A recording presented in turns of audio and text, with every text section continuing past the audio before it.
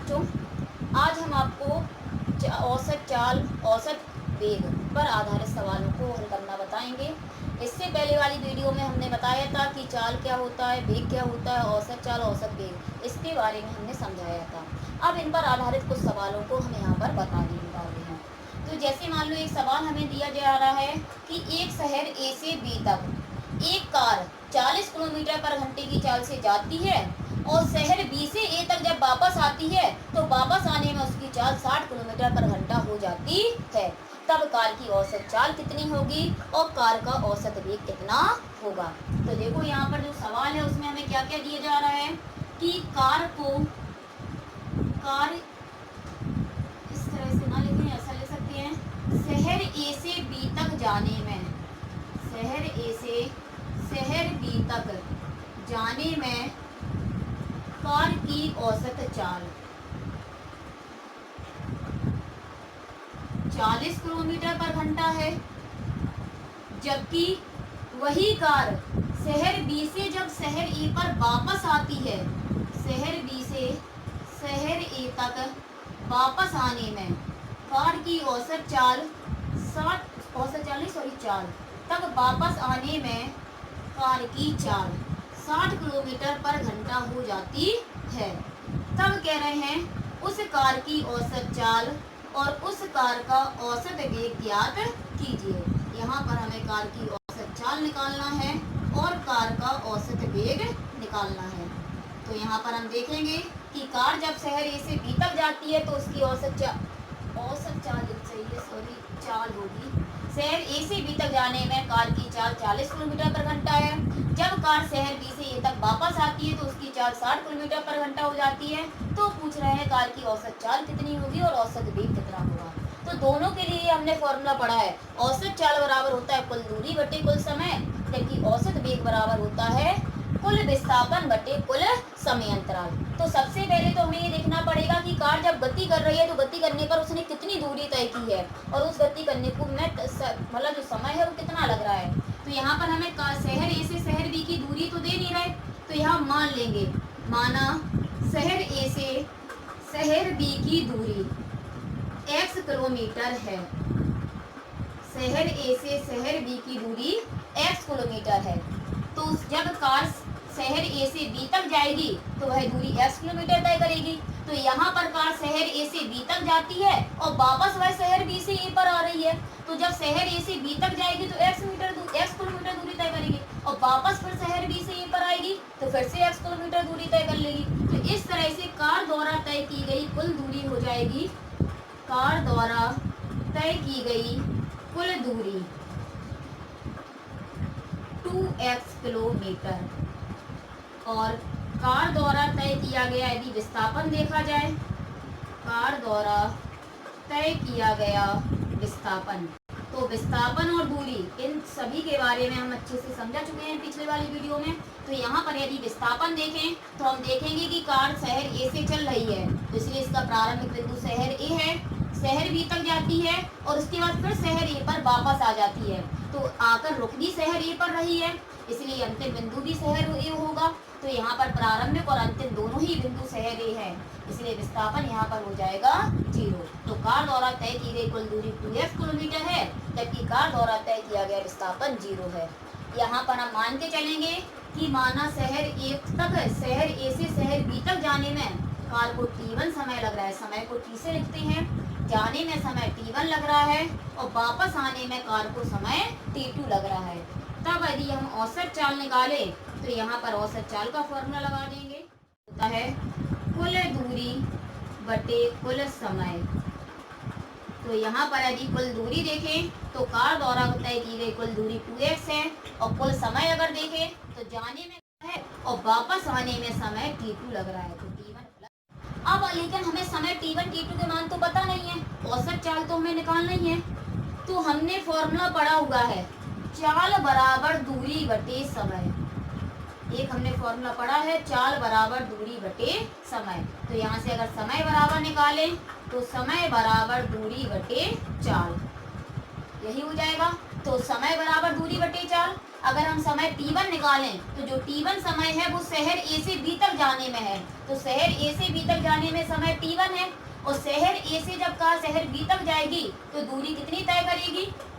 शहर A से B तक की दूरी x किलोमीटर है, तो शहर A से शहर B तक जाने में कार x किलोमीटर दूरी तय करेगी, और शहर A से B तक जब जाएगी तो उसकी जो चाल है वो 40 किलोमीटर पर घंटा होगी। तो समय बराबर दूरी बटे चाल, यानी समय t1 है, दूरी x किलोमीटर तय हो रही है और चाल 40 किलोमीटर पर घंटा है।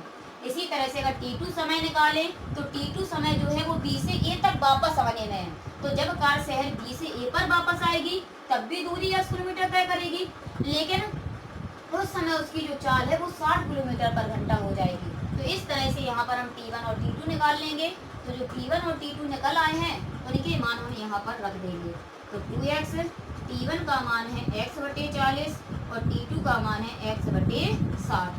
तो यहाँ से अगर हम हल करें तो हल करने पर आएगा 2x, x कॉमन लेंगे, दोनों में x है, या कॉमन ना लेना हो तो ऐसा कर सकते हैं 40 और 60 का एलसीएम 120 आएगा, तो 40 दिया 120 और 60 दूनी 120।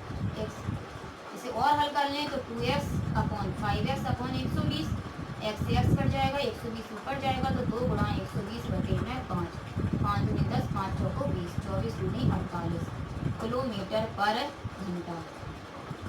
इस तरह से हम औसत चाल निकाल लेंगे। अब ये औसत चाल निकल आई, इसके बाद हमें निकालना है औसत वेग। तो औसत वेग के लिए हमने फॉर्मूला पढ़ा है कुल विस्थापन बटे कुल समयांतराल, कुल समयांतराल। तो हम देखते हैं कि जब कार शहर A से शहर B तक जाती है, वापस B से A तक आती है, तो जो विस्थापन है वो 0 रहता है और समय तो वही लगेगा, A से B तक जाने में t1, वापस आने में t2, लेकिन जब ऊपर 0 है तो भाग देने पर 0 ही हो जाएगा। तो यहाँ पर जो कार का औसत वेग है वो होगा 0, लेकिन जो औसत चाल है वो हो जाएगी 48 किलोमीटर पर घंटा। तो इस तरह से हम औसत चाल और औसत वेग पर आधारित सवाल को हल करते हैं। लेकिन इसी तरह से हम एक सवाल और बताएंगे औसत चाल और औसत वेग पर आधारित, तो उसके लिए देखेंगे कि वो किस तरह से लगाते हैं। तो जैसे एक सवाल और दिया गया है कि कोई एक धावक है, वह धावक है 200 मीटर व्यास के वृत्तीय पथ पर, जो धावक है वो वृत्तीय पथ पर गति कर रहा है और उस वृत्तीय पथ का हमें दिया जा रहा है व्यास। वृत्तीय पथ का व्यास है 200 मीटर। तो तुम लोग जानते होगे सभी लोग कि जब हमें व्यास दिया जाए तो व्यास जो है वो मतलब व्यास अगर दिया जाए उससे अगर त्रिज्या निकालना है तो त्रिज्या व्यास की आधी होती है। तो जब व्यास 200 मीटर है तो त्रिज्या हो जाएगी 100 मीटर। उस वृत्तीय पथ का एक पूरा चक्कर 20 सेकंड में लगाता है। वृत्तीय पथ का एक पूरा चक्कर लगाने में लगा समय, वृत्तीय पथ का वह पूरा एक चक्कर लगाता है और पूरे एक चक्कर को लगाने में 20 सेकंड का समय लगता है। तब कह रहे हैं बताइए उस धावक की औसत चाल कितनी होगी और उस धावक का औसत वेग कितना होगा।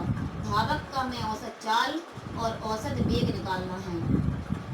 तो यहाँ पर वृत्तीय पथ पर आधारित है, तो जब भी कोई कण वृत्तीय पथ पर गति करता है तो उसके लिए भी हमने दूरी और विस्थापन बताया था कैसे निकालते हैं। तो औसत चाल निकालें अगर हम, तो औसत चाल बराबर फॉर्मूला लगाएंगे कुल दूरी बटे कुल समय। तो यहाँ पर हम देखते हैं कि धावक वृत्तीय पथ पर चक्कर लगा रहा है, उस वृत्तीय पथ का एक पूरा चक्कर लगा लेता है। तो हमें पता है कोई भी कण या कोई भी वस्तु या कोई भी व्यक्ति अगर वृत्तीय पथ का एक पूरा चक्कर लगाता है तो उस पूरे एक चक्कर को तय करने में दूरी तय करता है 2πr। इस तरह से पूरा एक चक्कर लगाएगा। मान लो यहाँ से चल रहा है, त्रिज्या इसकी r है, अगर इस तरह से वह चलेगा तो पूरा एक चक्कर लगाने में यहीं पर वापस आ जाएगा।